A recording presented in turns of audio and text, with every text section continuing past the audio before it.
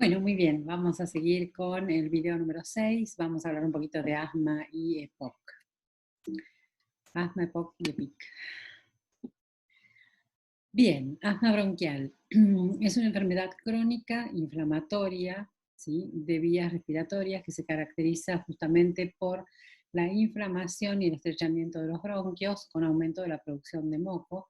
Se asocia muchas veces a lo que es la rinitis alérgica. No todo el asma eh, digamos, no todas las patologías asmáticas tienen causa atópica o alérgica, pero la mayoría sí lo tienen, o tienen un componente alérgico bastante importante.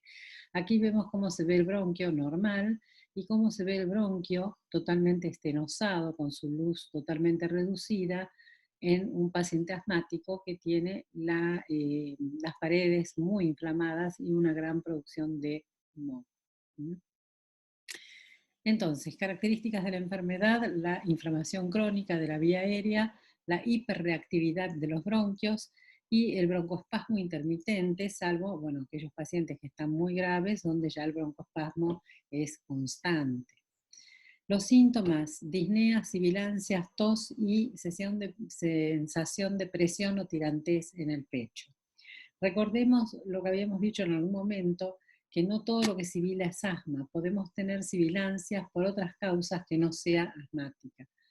Por ejemplo, insuficiencia respiratoria, TEP, síndrome de estrés respiratorio del adulto, bronquitis aguda, paciente EPOC descompensado, bronquiolitis, fibrosis quística, bacteremias o sepsis, cuerpos extraños en la vía aérea, edema agudo pulmón cardiogénico, vasculitis, reacciones anafilácticas, reflujo gastroesofágico, broncoaspiración aguda y disfunción emocional de las cuerdas vocales.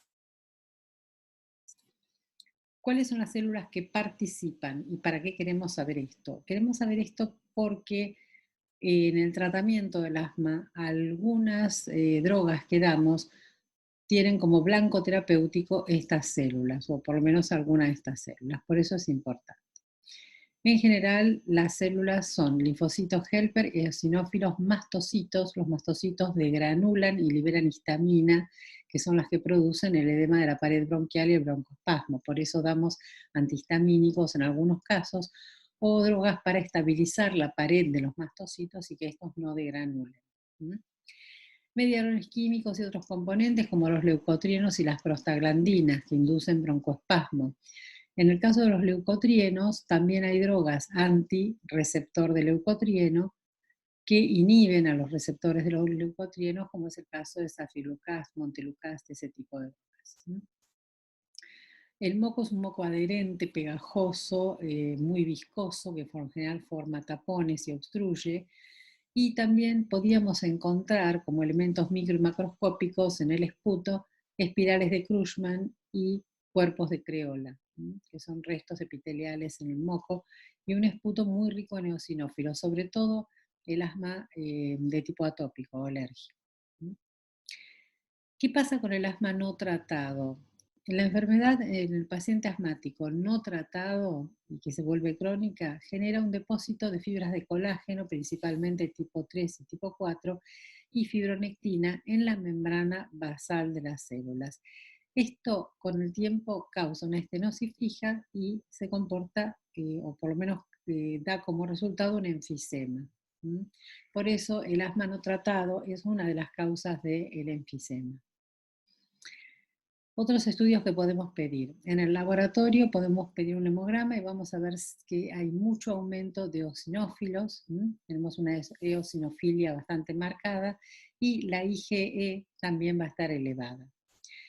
La radiografía de tórax, senos paranasales podemos pedirlas. A veces hay pacientes que tienen mucha sinusitis. En general la radiografía de tórax no nos aportará mucha información en el caso del asma. En la espirometría sí vamos a ver un patrón obstructivo con una disminución muy importante del BEF1 principalmente.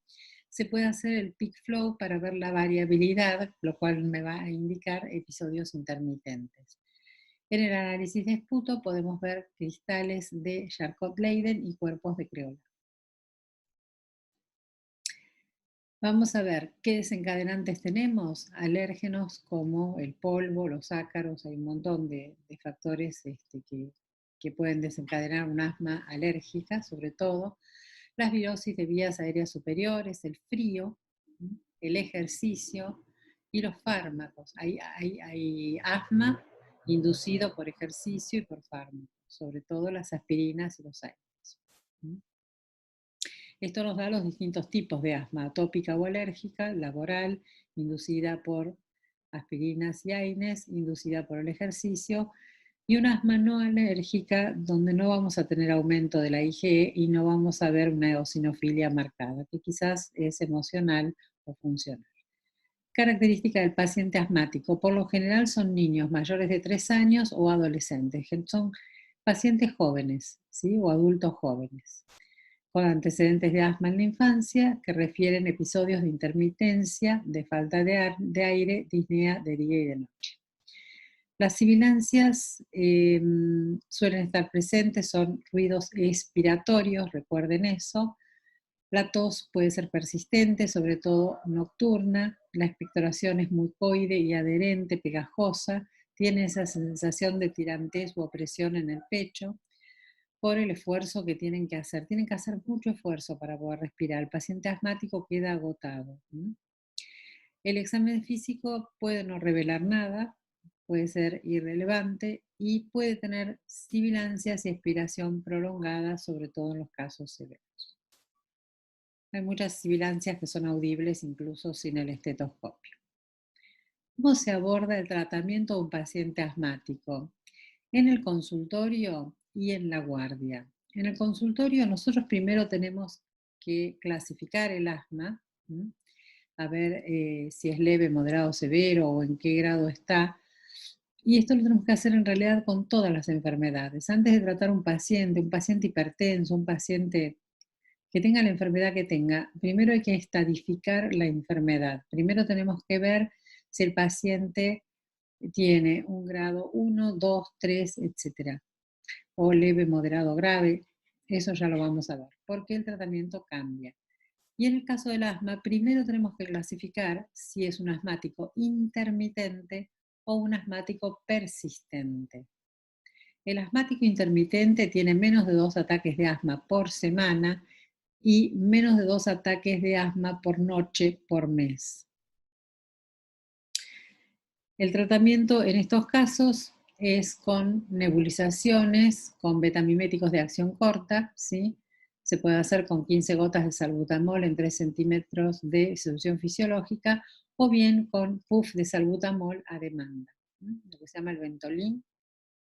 Bien, el asmático persistente es aquella persona que tiene más de 2 ataques diurnos por semana y más de 2 noches por mes. Limitan su actividad de la vida diaria en muchos casos. Y aquí vamos a distinguir distintos grados. Grado 1, 2 son leves, 3 y 4 y 5 son moderados, 6 y 7 son severos. En los grados leves vamos a empezar con corticoides inhalatorios como el budesonide, la fluticasona. La fluticasona es muy común de usar, mometasona, en aerosol o en polvo seco para inhalar. Por lo general se dan 2 puffs a la mañana y 2 puffs a la tarde, pero tiene sus efectos adversos como la candidiasis oral y la disfonía. El grado 2 se da el corticoide inhalatorio, pero además se le suma o se le agrega alguna de estas 3 drogas. La teofilina, el montelukast o safirlukast, cualquiera de los dos, que son los inhibidores de los receptores de los leucotrienos, y el cromoglicato disódico. A las drogas anteriores, en el siguiente grado, que ya es un grado moderado, hay que agregarle salmeterol o formoterol, que son betamiméticos de acción prolongada. Para el asma, la guía que se usa es la guía GINA. Grado 4 se aumentan por lo general las dosis de los corticoides y del salmeterol y del formoterol, lo que le estemos dando. Y en el grado 5, que también es moderado, se dan anticolinérgicos como bromuro de hipertropio o de tiotropio.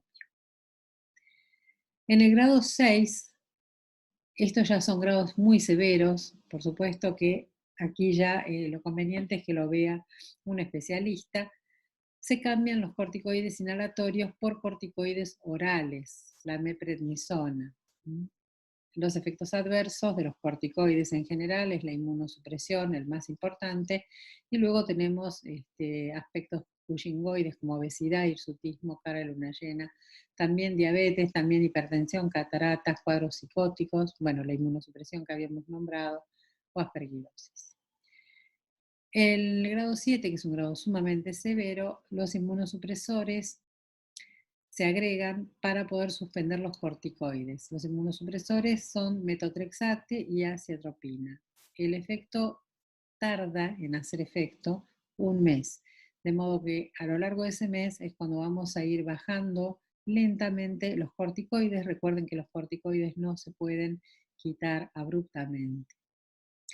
También tenemos drogas muy nuevas como los anticuerpos monoclonales, el omalizumab, ¿sí? Es un anticuerpo contra la IgE que la neutraliza, pero son bastante caros e inaccesibles para algunas personas. Muy bien, ¿cuál es la sintomatología de una crisis asmática? El paciente que se presenta en guardia. Tiene signos clínicos de severidad, que son la taquicardia mayor a 120 latidos por minuto, una marcada dificultad respiratoria, muchas veces no pueden terminar de hablar de la dificultad respiratoria que tienen, cianosis, trastornos del sensorio, el paciente puede aparecer obnubilado o perdido o confundido, bueno, no pueden terminar una frase al hablar.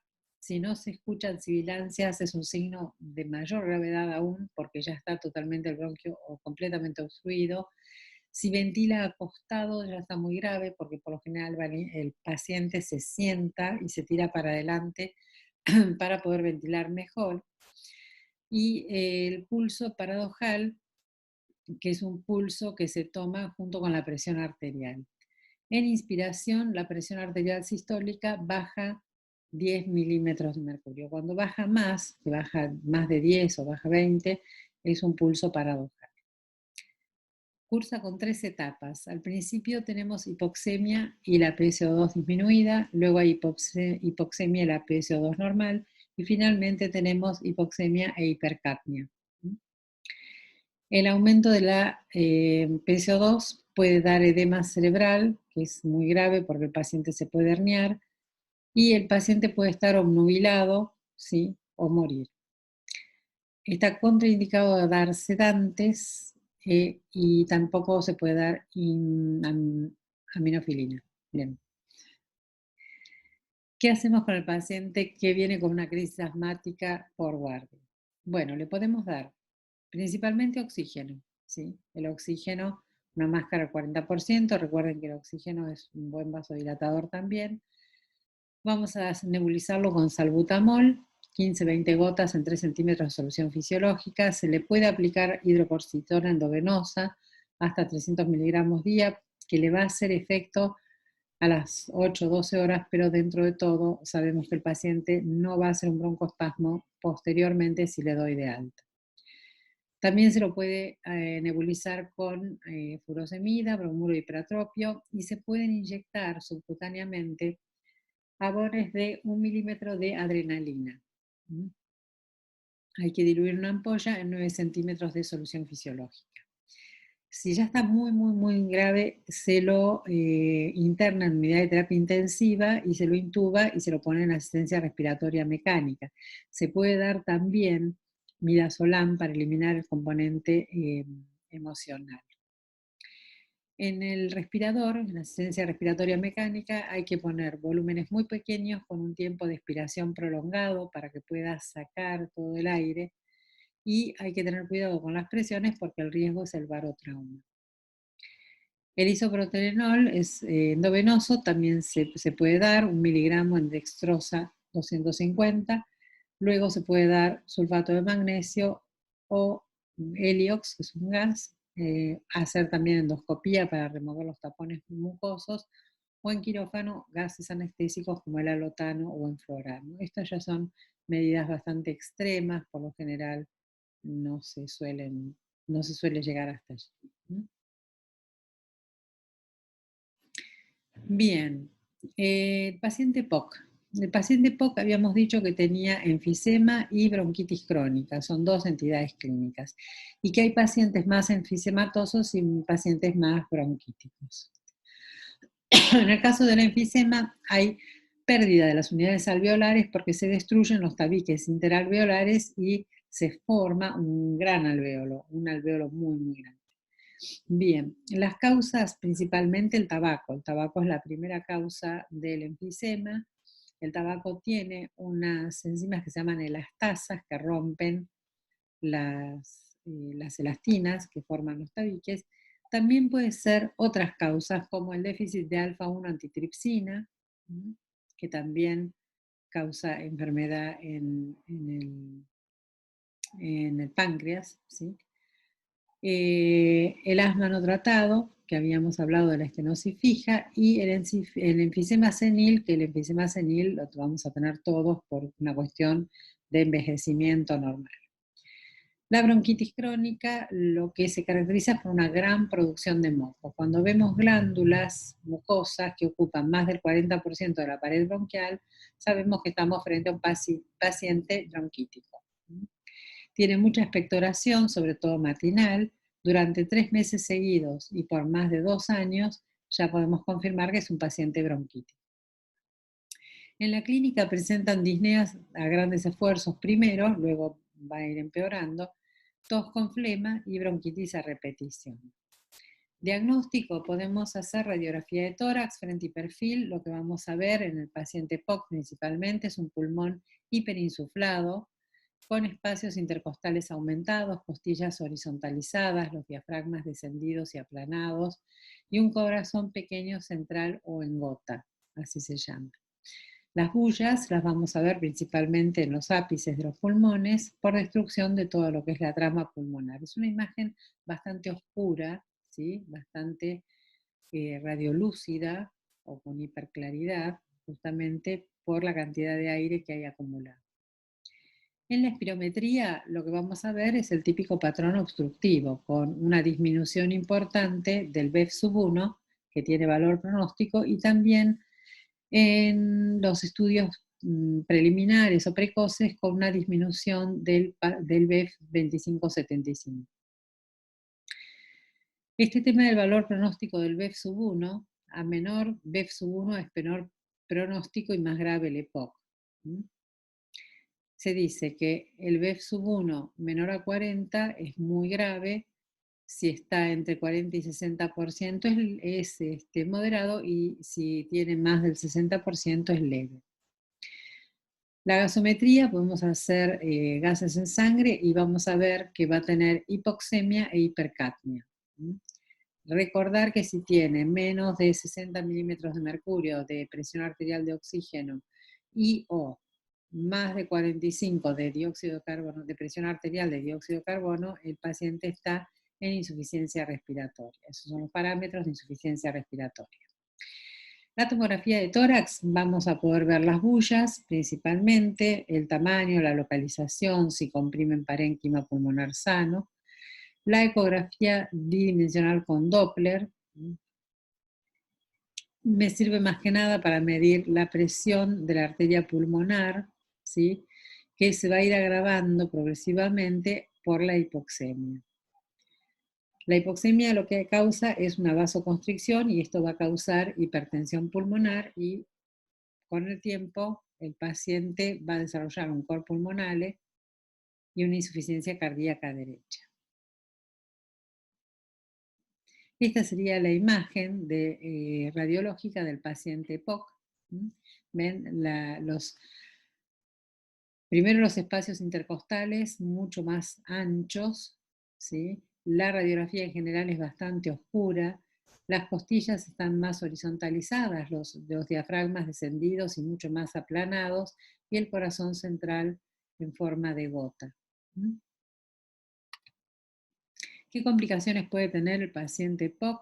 Bronquitis o neumonías a repetición, que es la más común, evolución a una insuficiencia respiratoria a largo plazo, aparición de la hipertensión pulmonar y el cor pulmonale.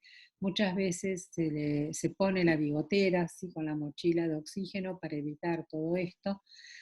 asociado a apnea del sueño, que también es bastante importante el tema de la apnea del sueño. Muchos hacen bronquiectasias, ¿sí? Pueden hacer neumotórax espontáneo por ruptura de las bullas, eso es bastante común de ver, y cáncer de pulmón por la exposición crónica al tabaco. Tratamiento del paciente con enfermedad pulmonar obstructiva crónica. Paciente POC que va al consultorio, hay que tratar de convencerlo de que deje de fumar. Para dejar de fumar se le pueden sugerir parches de nicotina, chicles de nicotina, spray de nicotina, pastillas de lobelina, algunos antidepresivos como el bupropión y la vareniclina, que es un inhibidor de los receptores de la nicotina. También pueden hacer algunas terapias alternativas como la acupuntura y el láser. Estas son las drogas que vamos a usar, que es bastante similar a lo que se usa en el paciente asmático: salmeterol o formoterol, que son los broncodilatadores adrenérgicos de acción prolongada. Se pueden dar en polvo para inhalar, una pastilla a la mañana y una a la noche. La pastilla se rompe, viene ya en un dispositivo y eso se inhala. Las dosis se pueden aumentar hasta 3 veces por día. El bromuro de ipratropio, que son inhaladores anticolinérgicos, se pueden dar 2 puffs a la mañana, 2 a la noche. La teofilina, que en el asma lo usábamos como inmunomodulador, y acá se usa como estimulante de la contracción diafragmática.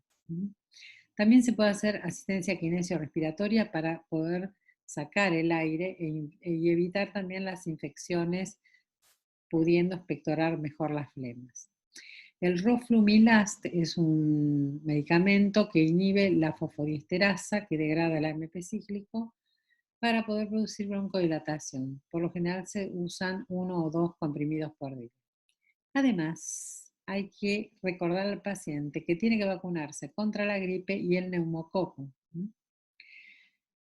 En el caso de las neumonías hay que dar antibióticos, además de los corticoides inhalatorios. El oxígeno domiciliario, lo que habíamos hablado de la bigotera, al 24%, no más, porque si no inhibo el centro respiratorio. Recuerden que el paciente POC que tiene hipoxemia e hipercapnia ya está acostumbrado, ¿sí? Su centro respiratorio vulvar está acostumbrado a que su estímulo sea la hipoxemia. Entonces, si yo le doy oxígeno al 50%, 60%, 100%, lo que voy a causar es una depresión o una inhibición del centro respiratorio a nivel del sistema nervioso central. Por eso es que el oxígeno que se le da al paciente POC es bajito, es al 24%. Esto se da con la mochilita de oxígeno y la bigotera, o también hay otros dispositivos como el chest respirator que insuflan el tórax y es como un chaleco que respira por la persona. En el último de los casos tenemos el tema del trasplante de pulmón, ¿sí? Que es bastante complicado. Bien, tratamiento en guardia. En guardia llegan los pacientes descompensados, ¿sí? Con una disnea muy exacerbada o con una grave insuficiencia respiratoria. Por lo general los gases decimos que están 50-50, o porque se descompensó porque tiene una neumonía viral o bacteriana, o por la evolución natural de la enfermedad. ¿Qué hacemos? Le damos el oxígeno, ¿sí? Al 24%, recuerden siempre el porcentaje de oxígeno que no sea alto. Se lo pueden nebulizar con salbutamol 4 veces por día, con bromuro de ipratropio 4 veces por día, con darle corticoides orales en lo posible, meprednisona o metilprednisolona. Teofilina oral, ¿sí?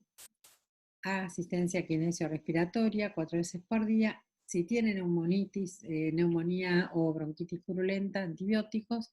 Se puede usar la mascarita, CPAP, con oxígeno al 24%. Y si hay que ponerlo en asistencia respiratoria mecánica, recordar que hay que usar bajos volúmenes para poder después destetar del respirador al paciente. Y que tenga un tiempo de expiración prolongado para que pueda sacar todo el aire que tiene acumulado en el pulmón. El oxígeno domiciliario es para que no haga la poliglobulia y la hipertensión pulmonar y la insuficiencia cardíaca, ¿no? Si ya el paciente tenía además una insuficiencia cardíaca, hay que darle diuréticos para que no quede el paciente encharcado con un montón de líquido y haga edema de pulmón. Bueno, y vamos a hablar unas palabritas de lo que es PIC o enfermedad pulmonar intersticial crónica, que antes se la llamaba simplemente fibrosis pulmonares. Las fibrosis pulmonares o las EPIC son un grupo bastante complejo de trastornos pulmonares del intersticio pulmonar que incluye la fibrosis pulmonar idiopática, las neumonitis en general por hipersensibilidad o por intoxicación, la sarcoidosis, las enfermedades de tejido conectivo que están asociadas a enfermedades pulmonares intersticiales, entre otras. Características. Hay inflamación en diversos grados de inflamación, fibrosis o cicatrización del intersticio pulmonar y descamación. Los síntomas son la disnea progresiva, primero con hipoxemia progresiva y después con hipercapnia. Luego podemos tener tos seca y los crepitantes tipo velcro. Recuerden que estos crepitantes son crepitantes secos, no son crepitantes húmedos como los que encontramos en las neumonías o en el edema agudo de pulmón. Uñas en vidrio de reloj y dedos en palillo de tambor, hemoptisis y neumotórax. Son algunos de los síntomas que podemos encontrar en los pacientes con EPIC.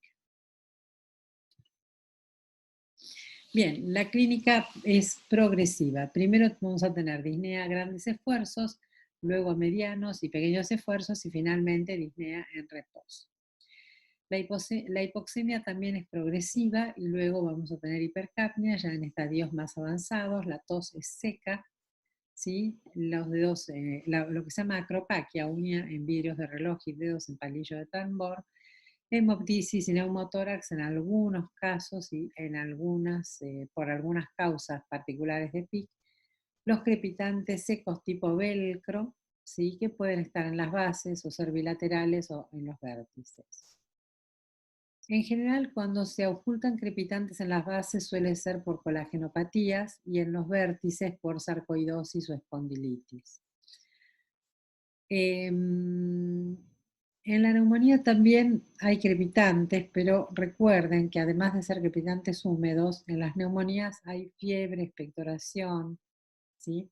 Así que si un paciente no tiene fiebre, no tiene expectoración y solamente presenta disnea, tos seca y crepitantes secos, entonces es una EPIC. ¿Cuál es la fisiopatología de la fibrosis o enfermedad pulmonar intersticial crónica? Bueno, esto lo habíamos hablado cuando hablamos de la prueba del monóxido de carbono. Como ustedes ven, se engrosa mucho por la fibrosis todo el intersticio. Por ende, los alvéolos que antes tenían una pared finita y permitía eso el intercambio gaseoso con los capilares sanguíneos, ahora va a tener una pared muy ancha, mucho más ancha, y se dificulta mucho el intercambio gaseoso con los capilares. Hay un desequilibrio fisiológico con enorme producción de colágeno que se deposita en el intersticio y aleja al alvéolo de los capilares pulmonares. Esto va a causar una obstaculización, es decir, un impedimento en el intercambio gaseoso y, por supuesto, el gas que más lo sufre es el oxígeno. El paciente va a presentar una hipoxemia progresiva cada vez más grave y en estadios más avanzados va a empezar a aparecer la hipercapnia. Si no logra ser frenada, porque rara vez pueden ser curadas, lleva a la muerte que puede ocurrir por insuficiencia respiratoria o por vasoconstricción de la arteria pulmonar debido a que genera una hipertensión pulmonar y un cor pulmonale con insuficiencia cardíaca derecha. En estos últimos casos solamente podemos tratar al paciente con un trasplante cardiopulmonar. Y causas de PIC.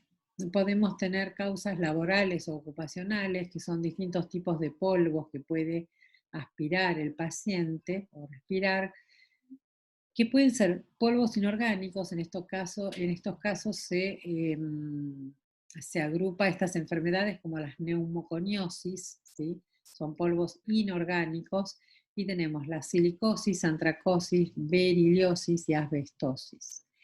Y si fueran polvos orgánicos, tenemos distintas enfermedades, como es la fiebre del heno o pulmón de granjero, los que trabajan con heno, el pulmón de criador de aves, el pulmón del trabajador de la industria del pochoclo o del maíz, la bisinosis, que es la inhalación de polvo de algodón, la bagasosis, inhalación del polvo de la caña de azúcar, o el pulmón de trabajador de silos.